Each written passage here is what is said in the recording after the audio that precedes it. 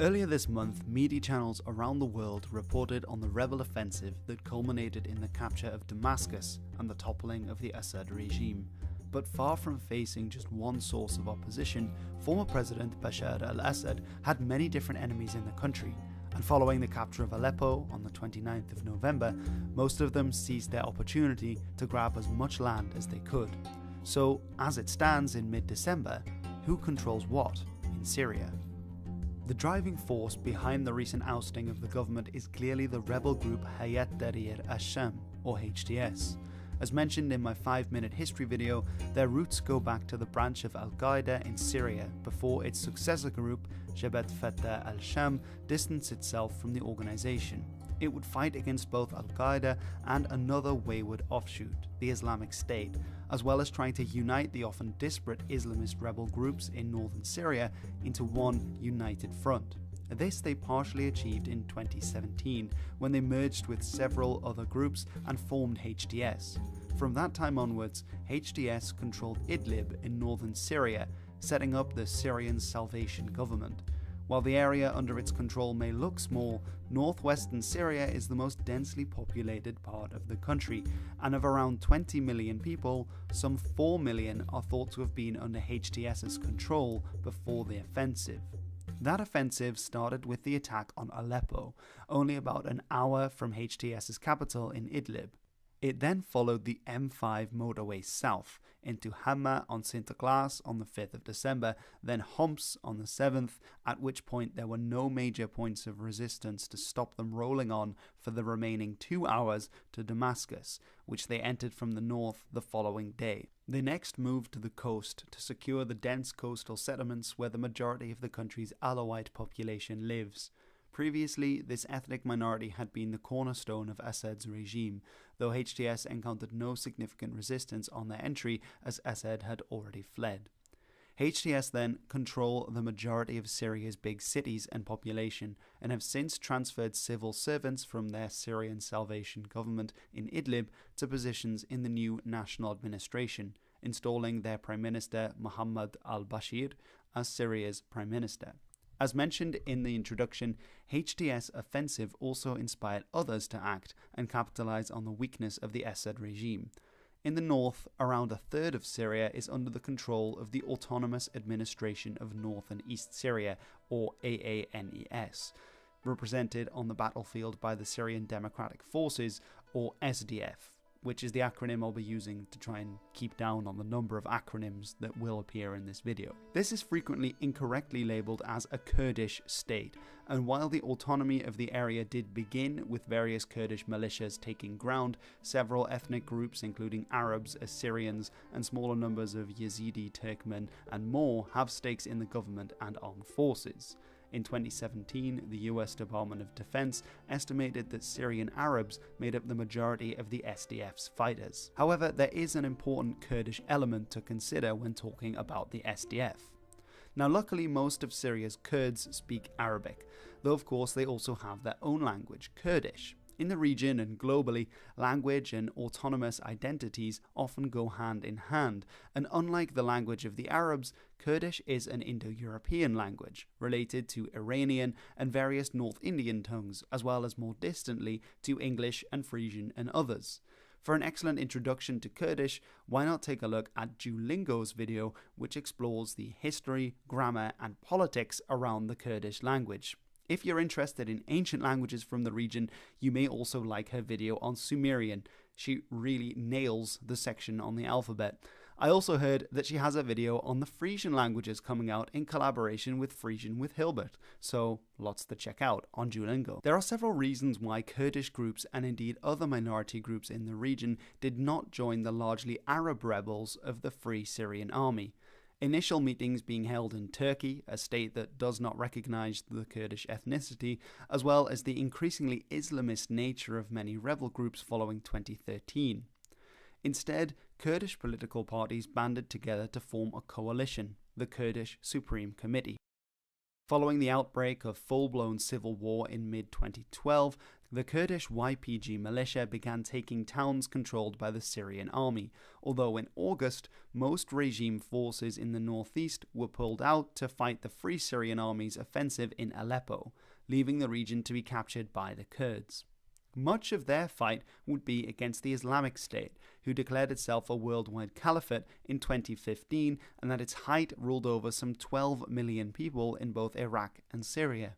It's largely because of the threat of ISIS that the SDF was created, combining the YPG and other Kurdish militias with Arab, Assyrian and Turkmen militias intent on driving out the Islamists. Their common enemy was also shared with many other national players, leading to significant military aid from the US and their allies. A quick note on ISIS in Syria here. From their peak in 2015, coalition airstrikes supported by the Iraqi army and Kurds in both Iraq and the SDF in Syria captured all of ISIS territory by 2019. The vast majority of ISIS prisoners are still interned in prisons controlled by the SDF. However, in the large empty desert region of central northern Syria, ISIS still maintains a presence, and they have previously and continue to use it as a base from which they can plan new attacks. Their most successful came in 2019, when ISIS militants attacked the al-Sinaa prison in al-Hasaka and succeeded in freeing thousands of ISIS prisoners, of which several hundred were not recaptured in the subsequent SDF counter-operation. Despite being key to victory in the battle against the Islamic State, Turkey views the YPG Kurdish militia as an extension of the PKK, or Kurdistan Workers' Party, which is recognized as a terrorist organization by Turkey, the US, EU, and others. As such, Turkey has fought against the SDF, even when they were fighting against ISIS, and in 2016 and 2019 captured various buffer zones to the south of the Turkish-Syrian border from the SDF. Beset by both ISIS and Turkey, the SDF had largely left the Syrian army alone.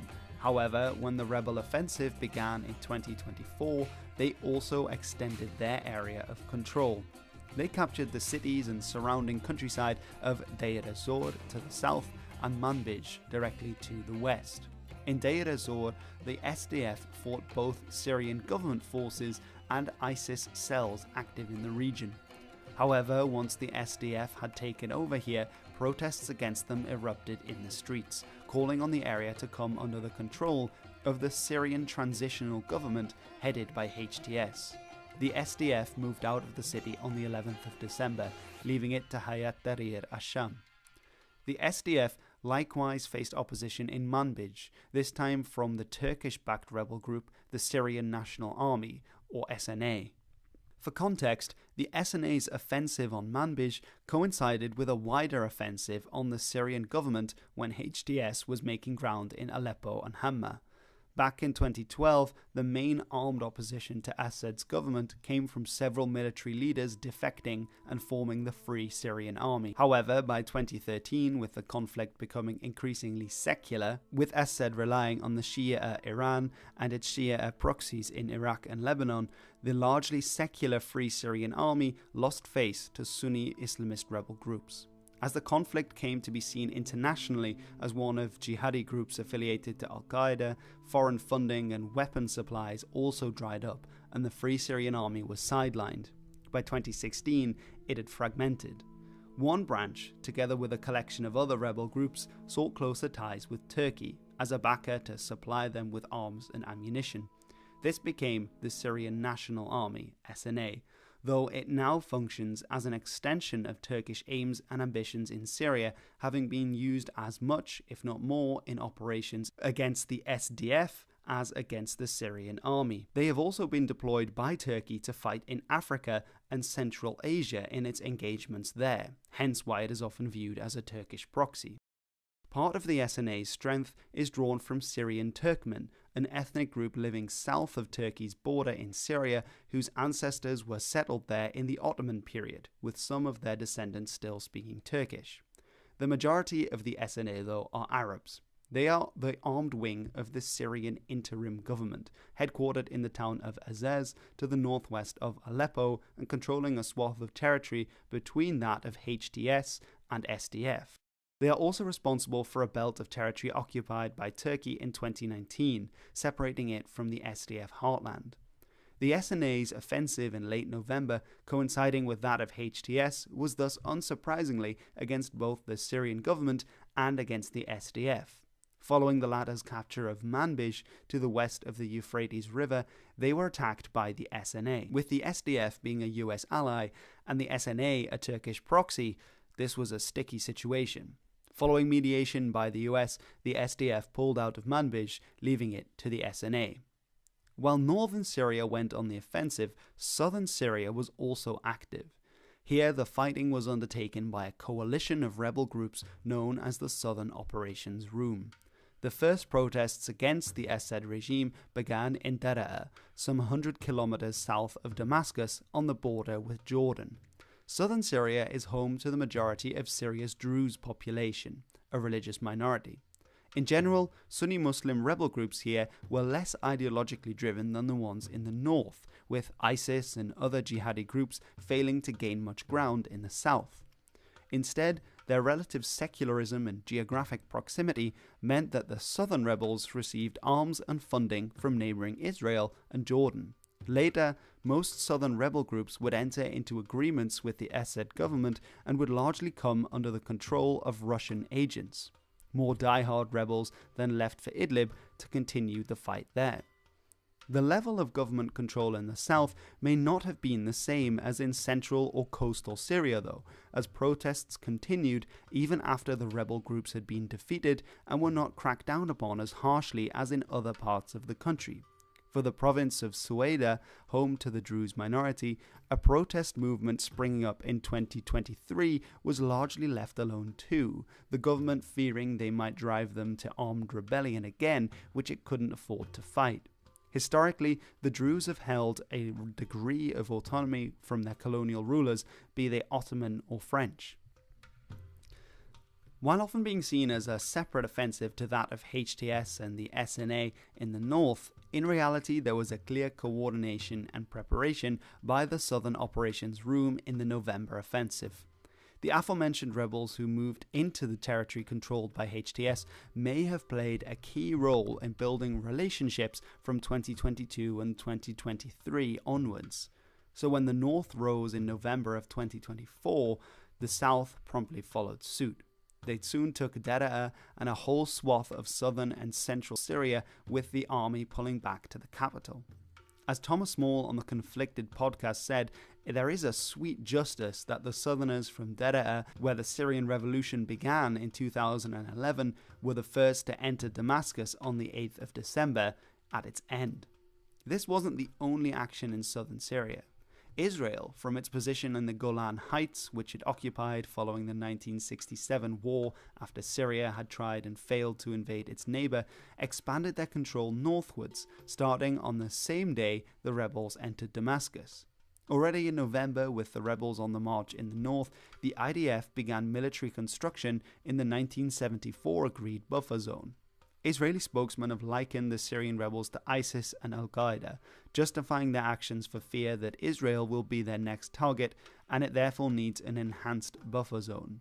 How long this occupation will last is entirely unclear, with some signs of Syrian civilians being displaced and Israeli Prime Minister Benjamin Netanyahu stating that the region would be opened for Israeli settlement. Meanwhile, Israel also attacked from the air, destroying the regime's former chemical weapons supply dumps, as well as the entirety of the Syrian Navy at port and most of Syria's air force on the ground. Other foreign players on the ground include the US and Russia, the former controlling the Al-Tanf military base in southern Syria near to the Iraqi border, the surrounding region under the control of a US-aligned rebel organization called the Revolutionary Commando Army. With the US pulling its bases from Iraq, their stay in Syria may also be coming to an end. Russia had been a strong supporter of the Assad regime, with several bases across government-held territory. At Tartus on the coast, a naval base gave the Russians a blue water port in the Mediterranean whence they could support their operations in Africa. Other bases housed Russian jets and special forces used to prop up the regime. Some of these have now gone. Several videos showing Russian armoured vehicles, sometimes under fire from triumphant rebels, barreling down the highway towards Latakia on the coast and evacuation. The Khmeimim air base in Latakia, as of making the video on the 14th of December, was still under Russian control. Their future in Syria depends on pending negotiations with Syria's new government. What that new government will be is anyone's guess. As explored in this video, Syria's civil war either just ended or entered a newer, deadlier phase. The common enemy of Assad had united many, but not all of Syria's rebels.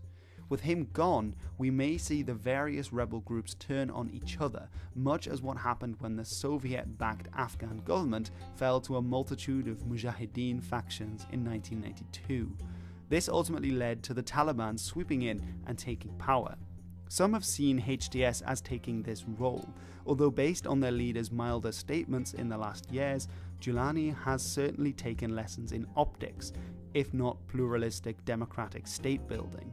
It may fall to him and HTS at large to choose how to proceed, dealing with, for instance, the already clashing Kurdish-led SDF and Turkish-backed SNA in the northeast and the Israeli occupation in the southwest. But only time will tell.